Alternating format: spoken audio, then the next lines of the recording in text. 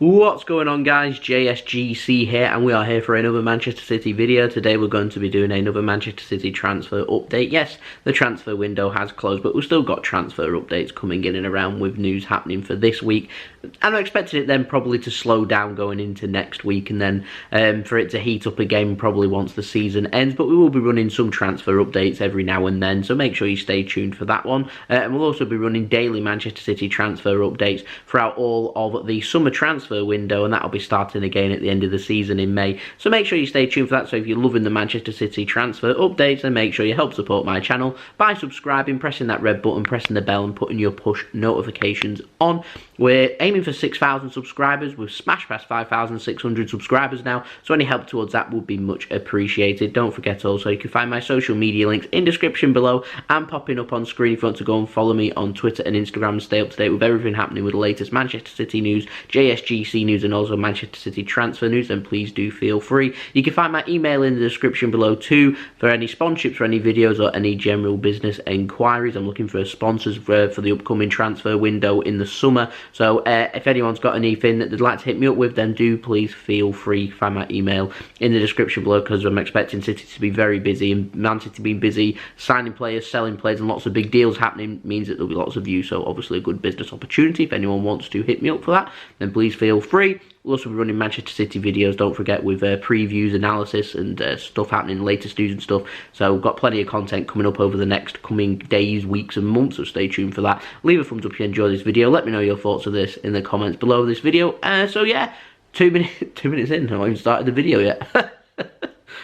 I apologise, but yeah, there's lots to get through, so I'll crack on now. So first one, very interesting. Sky Sports have been reporting that Inter Milan, they're interested in signing Nicolas Otamendi in the summer, and there would be a possibility for Manchester City to be able to negotiate a deal for possibly Nicolas Otamendi to be able to head to Inter Milan in exchange for Milan Skriniar. Now obviously Skriniar is not going to be of the value of Nicolas Otamendi, because there's also going to be some value or variation of the value there, and so it'd be much like the Danilo and Cancelo deal, where we swap the player and pay cash too. So it'd make that transfer less expensive, and it also means a possibility of Otamendi leaving, and I expect the future of Nicolas Otamendi to be sorted this summer. So be interesting, love to know your thoughts of that in the comments below. Now I've got an update on Couto, the young player that Manchester City or the CFG are trying to bring in. Now we was expecting to be signing him on Monday, of course, that hasn't happened, but him and his family were at the Manchester City game against Tottenham Hotspur at the weekend. We know that him and his family are now in Manchester ready to complete that deal. It's still not being clarified as to whether he's going to be signing for the CFG, so the City Football Group, or whether he'll be signing for Manchester City, but he is a 17-year-old Brazilian prospect, plays as a fullback, but he is expected to join Manchester City in the summer when he turns 18. In the meantime, he's going to stay at Curitiba over in Brazil until he does turn 18, which is in June, and then he'll sign for Manchester City, you would think, for July 1st. It's one of those that won't be announced by the club. You'll just see him turn up for training one day when they report back again early July for the players for the pre-season. Remains to be seen if he signs for Man City as to if it'll be the under 18s or whether it'll be the EDS team or whether it'll be the Manchester City first team.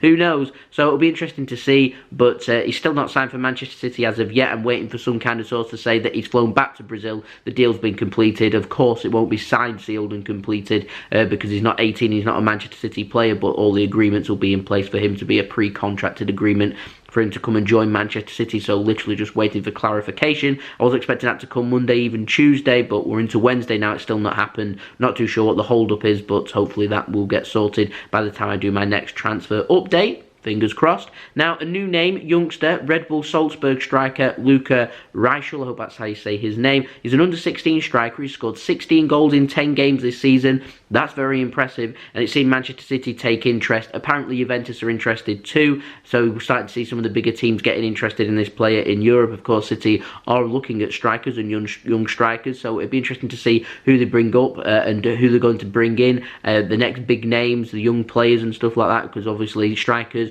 ones that score goals, very expensive. So it's something that City could do with getting right, bringing in good quality young strikers to be able to improve our attacking line. Of course, in the long term, save us a lot of money. This is according to a source in Italy, by the way, which is why Juventus are linked and why Man City's name is being put out there. But with players so young, City aren't going to get linked to boost the price. There's more than likely going to be some kind of interest. City will have sent scouts. Obviously, the stats itself speak for itself, so City will have scouts out looking here, there and everywhere. They'll be looking at hundreds, if not thousands of players, so that's just how it is in the transfer market.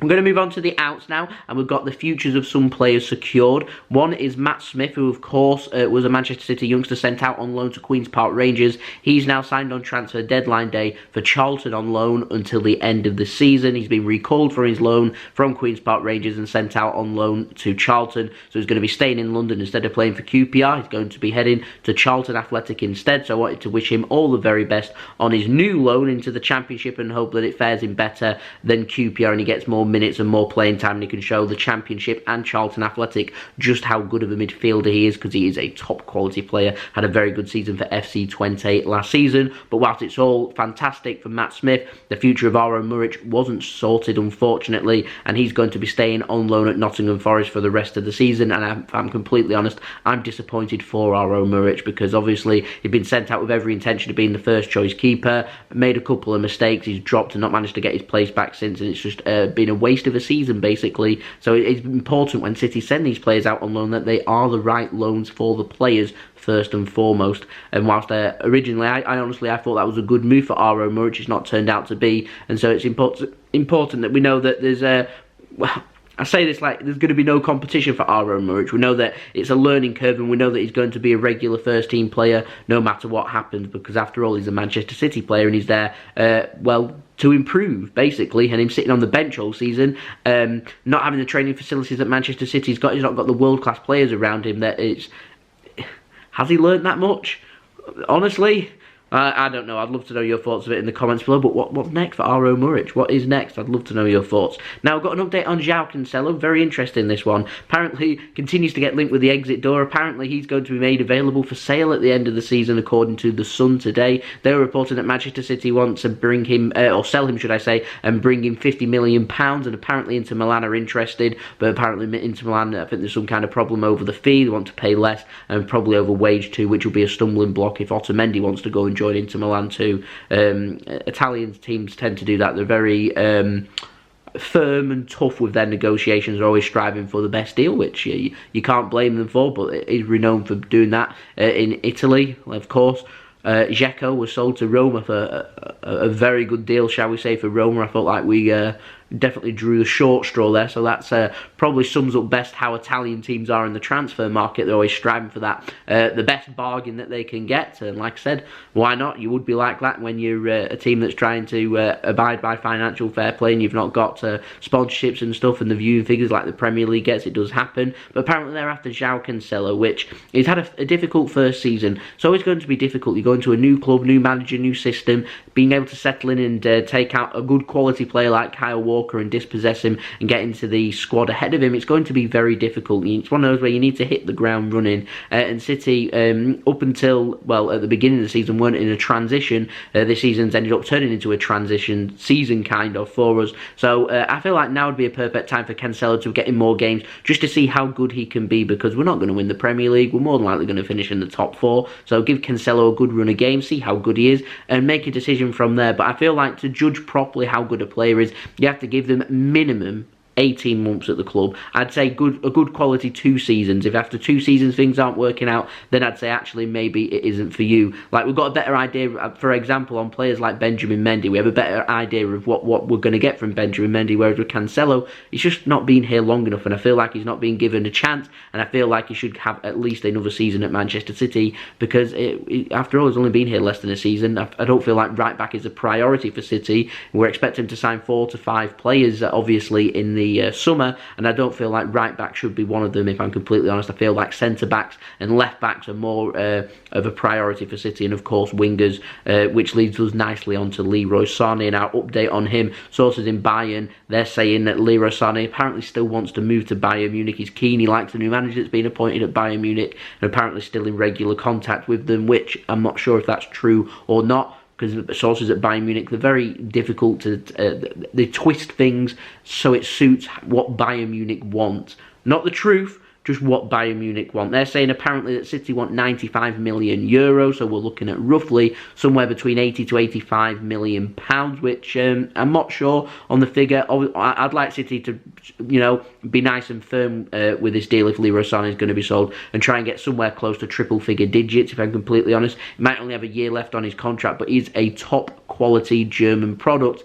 We're not a selling club. He isn't going to come cheap. So Bayern Munich, if they want him, they're going to have to pay a lot of money for him. Apparently Bayern, though, they're happy with that price of 95 million euro, and they are prepared to be able to negotiate. And if they start being stupid with their negotiations like they were, I could suggest in the summer, then perhaps City could start just rising that asking price just to try and force a deal. That is, of course, if Leroy Sane does want to leave, because after all, we're faced with a choice in the summer. Leroy Sane is anyway, he's either sold or signs a new contract. So to me, it's pay it and negotiate, or go away, signs a new deal, and Leroy Sane stays at Manchester City. At the moment, I don't know. I do not know what the future holds for Leroy Sane. I'm sure it will drag on all summer, and I'm sure I'll have plenty of contradicting reports to bring you with regards to Leroy Sane staying or going. Love to know your thoughts then in the comments below. So that's been the video. Hope you enjoyed the video. If you did enjoy this video, leave a thumbs up so I know that you enjoyed this video. Let me know your thoughts in the comments below too, because I'm always interested in what you do have to say. You can find my email in the description below for any sponsorships for any videos or any general business enquiries if you want to hit me up.